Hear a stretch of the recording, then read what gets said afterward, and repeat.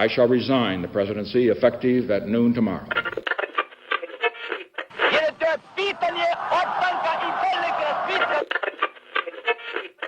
Sejam todas, todos e todos muito bem-vindos a mais um episódio do Podcast de História.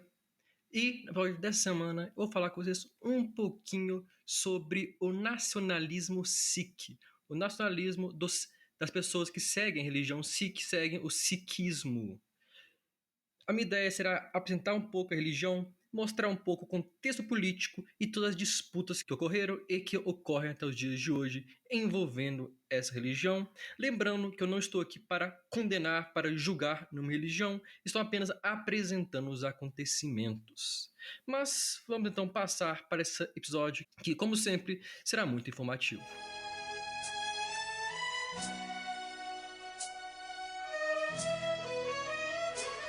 Para iniciar, eu tenho que falar sobre o Sikhismo. Essa religião foi fundada por volta de 1469 na região do Punjab. Para quem não sabe, Punjab atualmente é um estado da Índia e durante muito tempo foi um império, um reino independente.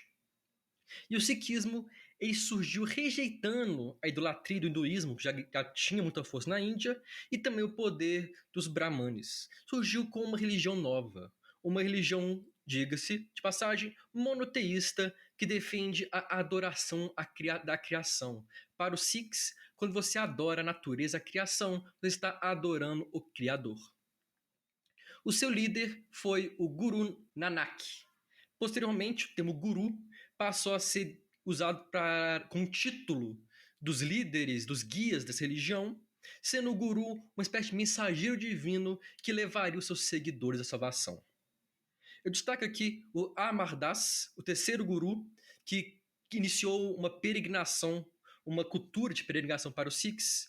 O Ramdas, o quarto guru, fundador da cidade Amritsar, a cidade sagrada para o Sikhismo, onde se encontra o Templo Dourado, ou Harmandir Sahib, a casa de Deus, em tradução do Punjab.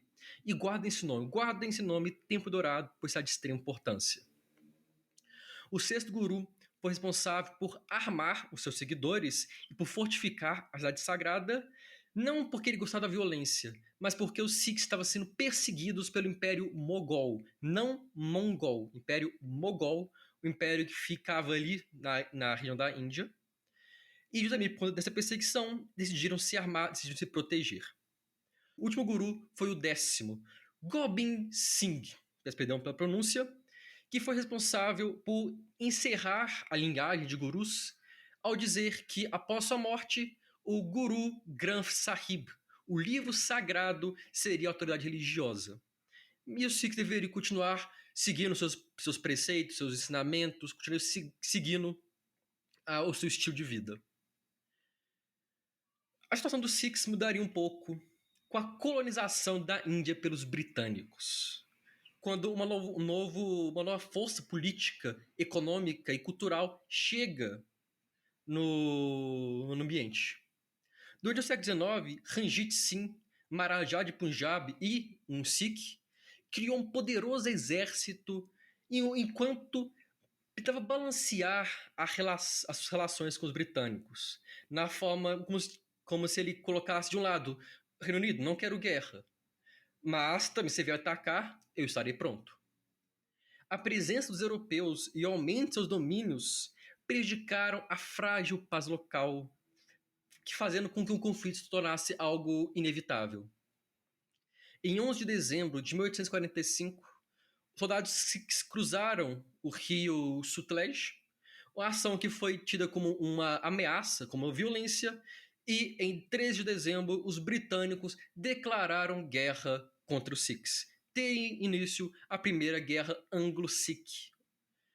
A primeira batalha ocorre uma semana depois, em 18 de dezembro, quando 12 mil soldados britânicos, ou a serviço da coroa britânica, marcharam 200 quilômetros e se depararam com 13 mil soldados Sikhs. Apesar de exaustos, o treinamento e a experiência prevaleceram e os britânicos foram vitoriosos. Os Sikhs recuaram e mais uma série de batalhas ocorreram. Ambos os lados tiveram grandes perdas. Os britânicos perderam tantos soldados que as forças da Rainha Vitória na Índia era menor em contingente do que as forças Sikhs. Os Sikhs contavam com aproximadamente 40 mil soldados. Mas, mesmo assim, eles se renderam por conta da moral prejudicada devido às grandes perdas. Não adianta você ter um grande exército se não tem moral para lutar após ver os seus colegas, familiares, conterrâneos morreram na luta. A guerra acaba, portanto, com o Tratado de Lahore. A Khalsa, o exército do Punjab, dos Sikhs, foi limitado a 25 batalhões e 10 mil cavaleiros. Territórios foram perdidos, assim como armas e artilharia. E até o final do ano, as tropas britânicas ficariam na região para garantir a paz. Paz essa que duraria muito pouco, pois em 1848 ocorre a Segunda Guerra Sikh-Britânica ou Anglo-Sikh. Essa não foi causada por uma ação militar direta, e sim por uma rebelião em larga escala que foi respondida pelo uso da força. Novamente, batalhas violentas e custosas foram lutadas e novamente os britânicos sofreram grandes baixas. Mas dessa vez foi um pouco diferente. Dessa vez, as notícias das baixas chegaram ao Reino Unido, chegaram a Londres, que ordenou que o Gou, perdão pela pronúncia, o general que comandava as tropas na guerra, fosse substituído. Curiosamente, antes do seu substituto chegar, o general Gou conseguiu uma grande e última vitória na Batalha de Gujarat, levando fim ao conflito.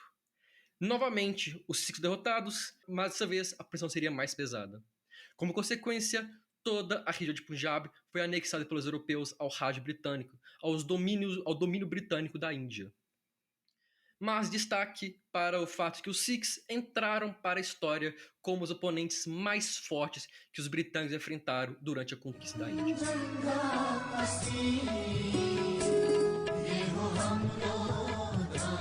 Saltamos no tempo, então, para a independência da Índia, ali na década de 1940. O domínio britânico sobre a Índia acabara, levando ao surgimento da Índia, Bangladesh e Paquistão. A independência indiana veio acompanhada da luta pela unidade do país. A Índia sempre foi um país, uma região com uma população muito grande e uma população culturalmente diversa, com religiões diversas, línguas diversas, costumes diversas, castas diversas. Então seria um desafio manter o país unido. Tanto que não ficou unido, já que surgiu Bangladesh e Paquistão na separação da Índia. E essa busca pela unidade nos leva novamente a Punjab e aos Sikhs. Em muitos lugares, a diferente religião e línguas conseguiam ser ignoradas ou não ter tanta força, mas não no Punjab. Historicamente, os Sikhs e hindus, incluindo hindus, Sikhs com algumas culturas hindus, viviam em confronto. Historicamente, os Sikhs lutavam, mesmo antes da independência indiana, por surgimento de uma província, ou pela criação de uma província autônoma para os Sikhs. Eles seriam, então, um grande obstáculo na união do país. Durante a década de 60, o Punjab é liderado pelo ministro-chefe Pratap Singh Kairon, um líder não apenas do Punjab e líder Sikh, mas também um líder da própria independência indiana. Ele tinha uma espécie de acordo com o governo central da Índia, onde basicamente ele se manteria no poder e manteria a estabilidade local. Mas esse líder, o Pratap Singh, foi assassinado em 1964. Somado a isso, alguns anos depois, Indira Gandhi, que não tem relação com o Mahatma Gandhi, o líder da independência indiana, chega ao poder como primeira-ministra. Ela é inclusive filha do primeiro-ministro que tinha esse acordo com o Pratap, mas ela fez uma grande mudança. Ela não aceitava uma liderança única no Punjab, defendendo que o poder tinha que ser balanceado entre forças opostas. Obviamente, isso gerou um grande descontentamento, um desconforto e uma certa revolta na região. Revolta essa que levou que hindus, políticos e civis ou não políticos, fossem assassinados pelos Sikhs, na busca pelo seu Estado dependente ou pelo seu Estado autônomo, os Sikhs passaram a utilizar da violência e do terrorismo como ferramenta de luta. Em 1984, a situação chegaria no seu ápice. Indira Gandhi determinou que os Sikhs fossem suprimidos, fossem reprimidos e ordenou a invasão do Templo Dourado em Amritsar. Sim, a primeira-ministra indiana ordenou que o lugar mais sagrado para os Sikhs fosse invadido militarmente. A operação foi batizada de Estrela Azul e é de extrema importância, não apenas para manter a união nacional, mas também porque em janeiro do ano seguinte, janeiro de 85, haveriam eleições. E a Indira Gandhi e seu governo sabiam que a resposta que ela desse a essa crise no Punjab, essa crise que ataca os hindus, a maioria da Índia, de passagem, pesaria na hora dos votos. Ela sabia que uma resposta fraca, uma resposta não suficiente, poderia custar a ela um novo mandato.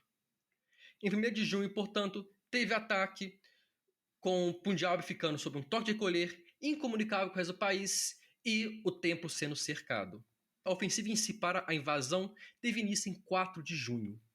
Curiosamente, ou não tão curiosamente, data de aniversário da morte de Guru Arjan, o criador do templo que antecede o Templo Dourado, e uma data de peregrinação. Então a cidade, apesar do confronto, recebeu milhares de peregrinos. E isso não impediu a violência. O exército indiano, muito bem armado, atacava cada vez mais o templo e era respondido com ataques da mesma potência. Os Sikhs estavam extremamente bem armados inclusive com bazucas, nós chamamos de hoje, aqueles lançadores de granadas, armado com metralhadoras que conseguiam penetrar as blindagens dos veículos indianos.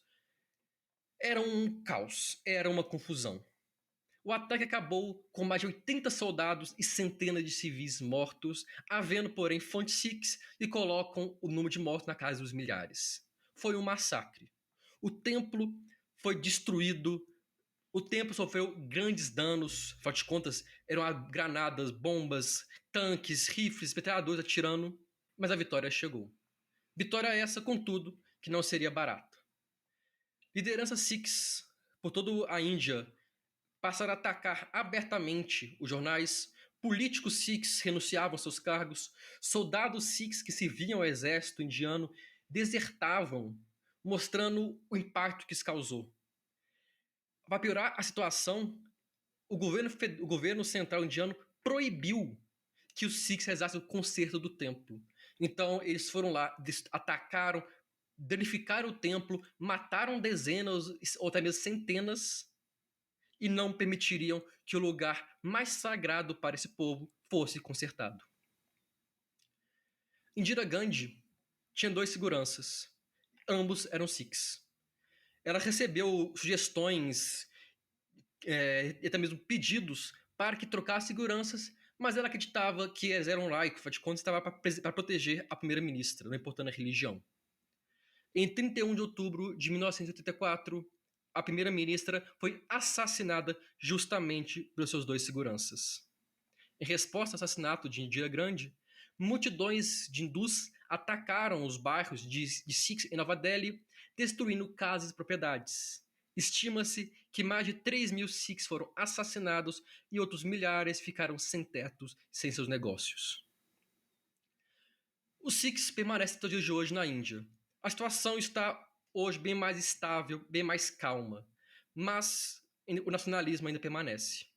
Esse episódio serve para mostrar que, apesar de que muitas pessoas falam, política e religião se misturam sim. E muitas vezes se misturam de uma forma muito íntima e muito poderosa. Criam uma aliança, um elo muito forte. Questões políticas e culturais são sempre acompanhadas de questões políticas. Mas, obviamente, essas questões não devem ser resolvidas pelo uso da força. A violência é o último recurso. Nós temos que buscar a diplomacia, a negociação e manter a paz. Os Sikhs sofreram grandes ataques, realizaram grandes ataques, mas isso não impediu que a Índia se considerasse como um Estado nacional e não impede uma boa convivência dos povos lá dentro. E é isso que nós temos que levar para a vida. Apesar das diferenças, nós temos que conviver com aqueles que pensam diferente de nós. Desde que a ideia não ataque ninguém, não seja uma ideia racista, eugenista ou algo do tipo, nós temos que conviver com a diferença e é justamente pelos embates democráticos, pelas discussões, que nós podemos progredir como sociedade, nós podemos progredir como civilização. जहाँ बग्छ टिस्टा रङ्गीत, जहाँ कञ्चनजङ्घा असीम, जहाँ बग्छ टिस्टा रङ्गीत, जहाँ Kanchenjunga. Eu agradeço a todo mundo que escutou o estar aqui. Convido vocês a nos seguir no Instagram, Twitter, Facebook e Blue Sky, nas páginas do Mundo de História. Por meio dela, você sempre estará por dentro de quando um novo episódio for publicado, de quando houver algum problema e de postagens especiais que estou planejando para 2025. No nosso Instagram, você encontra ainda o link do nosso Catarse, para você que tem interesse e condições financiar o podcast com valor único ou um valor mensal, que ajuda a manter o podcast no ar. Mas você também pode ajudar e muito compartilhando esse e outros episódios com os amigos, colegas, familiares, qualquer um que você acha que gostar desse e de outros temas de história. No mais, muito obrigado a todo mundo que está aqui. Espero ter gostado, espero ter entendido toda a minha mensagem por trás. Vejo todos vocês na próxima semana. Um grande abraço e até lá.